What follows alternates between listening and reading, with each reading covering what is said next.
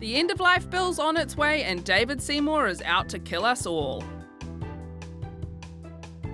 The eyes are 69, the nose are 51. Personally, I feel genuinely conflicted about euthanasia given my intense fear of death and my intense dislike of David Seymour. So I've invited some clear-headed people around to talk it through.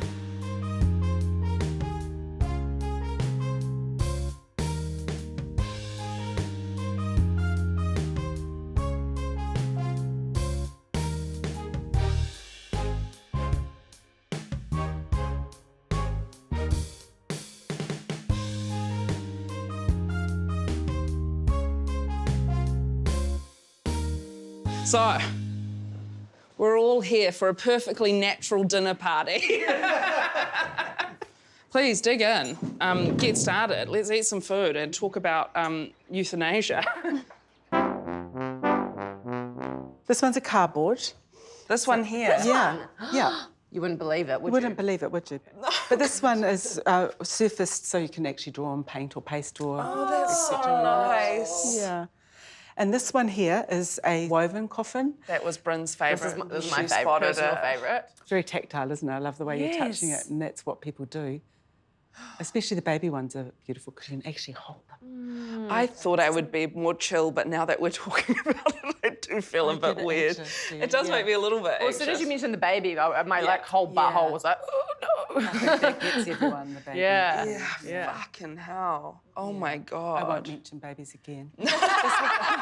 For me, like, the fundamental understanding of euthanasia would be that a person decides that the suffering that they're experiencing is no longer compatible with living a good quality of life and chooses to pick when that ended and how it ended. Well, one of the problems, it's the debate has been polluted by so much scaremongering. I'd love to know what the scaremongering is. Yeah, the elderly abuse. That's the big one. Yeah. That will pop off. Yeah, I want that inheritance now. I can't wait.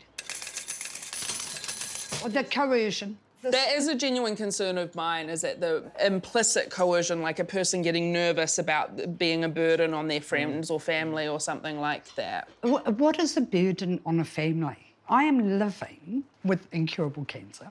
I have died. I've been on life support. And not once did I feel, or did anyone make me feel, that I was a burden. It's interesting because I have attempted suicide before. For those 20 years when I was having that suicidal ideation, I did feel like a burden in many respects. In the end, I actually attempted suicide 6 times over the course of those, 20 years that I was living with this injury. And not once was I ever questioned about why I'd attempted suicide, because the medical profession were constantly like, well, you're a tetraplegic, so why wouldn't you want to die? Because there is a perception that if you have my disability, my quality of life is so poor, why would you want to live? And that's over 80% of health professionals feel this way. But Claire, let's not talk about disability because that doesn't qualify. Sorry, do you mean you don't qualify under the bill? Yeah, correct. Yeah, but I've been monitoring, what has been happening in other countries overseas and Canada, which our bill is very close to. Yeah. Justin Trudeau has said, yes, we will be widening the criteria to include disability. So this is what we use for shrouding. So there's a lot of people that want to be shrouded. Shrouding. So, yeah, so that means, a person's body is wrapped. So we have all this lovely cotton here. We can use anything, even fabric that the family want. We wrap the person's body, never the face initially, that's last. And they might lay here, go home, people see them, so people can kind of talk to them, kiss you. Yeah, it's lovely, isn't it? Yeah. I would love to, I was about to say I'd love to get this for my mum. Like a Christmas present? I'd love to get that for my mum. I've been trying to find a position and trying to not be over-influenced by my Catholic background. I'm a bit of a coward, so I can anticipate that real hardcore suffering I wouldn't be very good at it. I suppose I'm ambivalent now.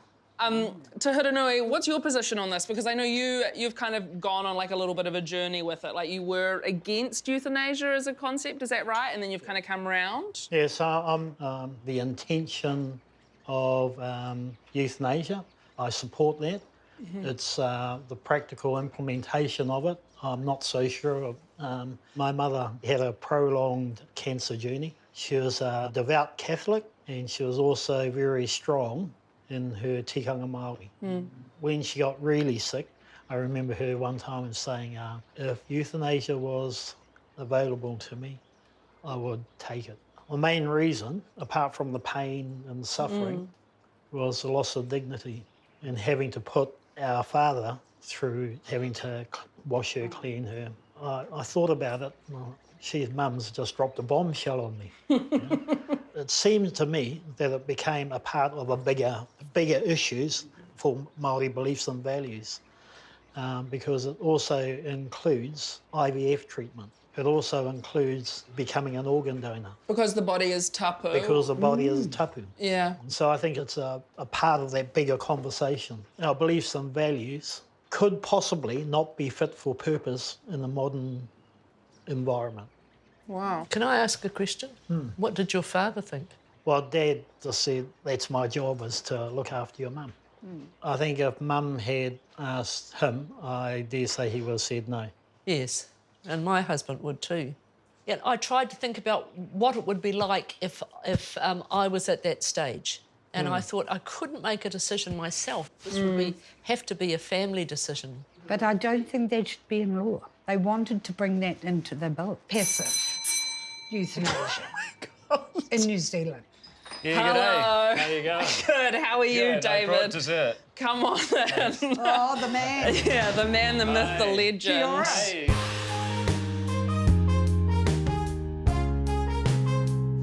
So how does that feel?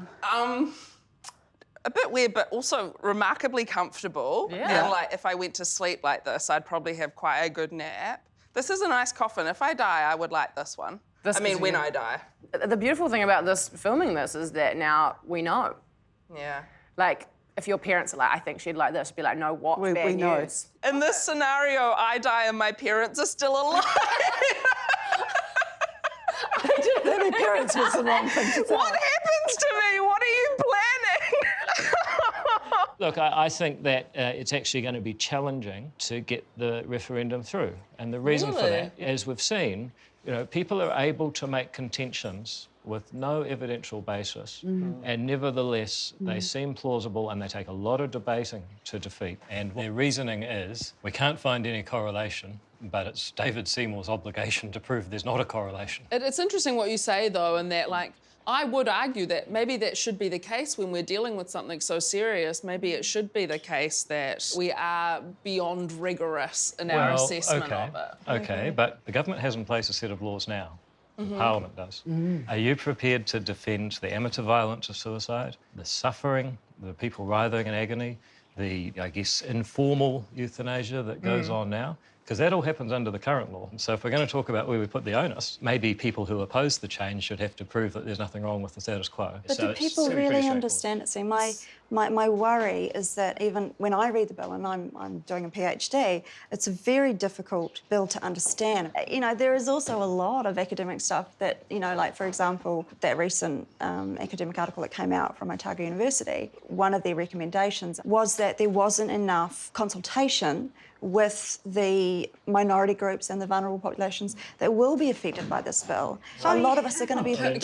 Can I sorry, just Not just before myself. I'm talking about people with terminal illnesses who are friends of mine. But again, you've got to have this debate based on the hard evidence of what actually happens, not what is speculated might happen. But we still need a voice. She does raise a fair point, though. The consultation process needs to be as wide and broad as possible. I would hope that some representation was made at select committee level and prior to that from Māori leaders. There was a variety, actually, of people who came forward and it was highly contested. I think also Māori have a lot to give. If this bill was to go ahead, I would love to see some sort of conversation about the Te Whare Tapawha model.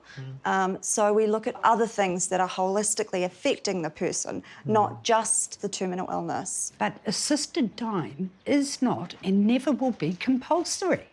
It's a choice. If we... It's a solution for many. Well, if it's a solution to a ghastly, grisly death that I'm likely to have, call it a solution. But... It's a solution to the fact that we don't have proper health care for that's people. a different issue. If I may jump in... My right to choose the manner of my death. Yes, it is. See, that's the philosophical question that I'm, is life a personal belonging? Yes. Well, I think it's shared. My life couldn't be my life without my sharing it with a whole lot of people. And somehow we have a joint responsibility to care for it. Well, Can I, excuse me, if I could so just if I'm interrupt writhing before- around, my great consolation is you care for me. I'm sorry, my life, Well, my how choice. many people die writhing around that have completely uncontrollable pain? Well, having gone up and down the country and spoken to literally thousands of people about this, a lot. And if Oh, you no, ask- I think and if I you need a ask more yourself- scientific if you answer ask- than if that. you ask yourself that by defending the status quo, you are forcing people to suffer Me. terribly. Me. So it's not like I let's am all be an cautious. actual person. I don't want to die. But when I do die, it's no one else's business, the quality of my death. I think we need to understand that, along with people like yourself, there will be collateral damage because it's going to be... You're saying I do not trust not one, but 2 GPs and a psychiatrist. Yes, I am and saying 3 that. random. Absolutely, I'm saying that. Who do you trust? Do you trust anyone? They're going to be making the decisions whether you live or die. Do we want these people No, who have I no- make the decision. There's Can also I- vulnerable people that will be coerced or whatever the situation may be. It's like the death penalty, and I know we hate bringing this into it because it's a different Totally thing. irrelevant. is Yes, absolutely. but the reality is right now, if this goes into law, there will be collateral damage, and I have a problem with it because I know Appropriate. people Can I that just- would choose we this, have collateral and they're damage choosing with it because they passive don't have euthanasia. support. Can I just talk about this? There's a misconception here that this is a choice to die. It's not a choice to die. It's a choice about how you die, Yes. if you're dying. Yes. And so this whole idea that it's somehow a substitute for healthcare, that only works if you think it's a choice to die or not. It's not a choice to die, it's a choice about how you die, if you're dying. May I just interject really quickly here and say to Hurinui, is there any point in this conversation where you feel you have wavered on your support for euthanasia? No. Although I understand what you're saying, Claire, from a purely selfish perspective, I would like to have that choice. Now that you're in this coffin, are you pro-euthanasia? Yes. Are you still? Are you pro-euthanasia? Yes, I am. You are? Yes. Wow. Are you? I'm confused. I think that it depends on a person's capacity to suffer. Yeah. And, I think we should have the right to say we don't want to suffer that much in a disease process anyway. It's just so scary, the idea of picking a time, of being like, here it is, I guess Tuesday midday. Yeah. That's me. But I do appreciate sort of being able to prepare for your own death. Like I do kind of weirdly like this idea of going like, I like this coffin and I like this thing, so that the family isn't left with all these huge decisions. I remember when my mum passed away, they gave us like a booklet of coffins, and it was just like you feel like you've been hit by a train, and so you're just like, I don't know, like that one. Anyone will Whereas do. like if we knew, or if Yeah, if you knew. if people knew that was like, oh, this would be nice. Yeah, that's true. Yeah. All right, good night. May I ask now the table, if we went around and we had to vote on this tomorrow, what box you think you would be ticking, David? Well, I think I'd be a yes. Okay, all right. Definitely a yes. Yeah, I'm a yes still. If I had to vote today, I'd be a no. Unfortunately, I'd be a no at the moment. You got the casting vote. That's how I've always dreamed it would be. No, we've got 3 yeses here, darling. No, I'm a yes. I know I'm in favour. I'm in favour of euthanasia, and my fear is that to not pass this is to make a decision for other people. Does anyone want a cup of tea, by the way, or coffee? There's a couple of things I'd be grateful to be able to say. Yeah, sure. Go on. Say that. Say what you want to say, and I'll make some coffee. But I'm listening to you. Yeah, one is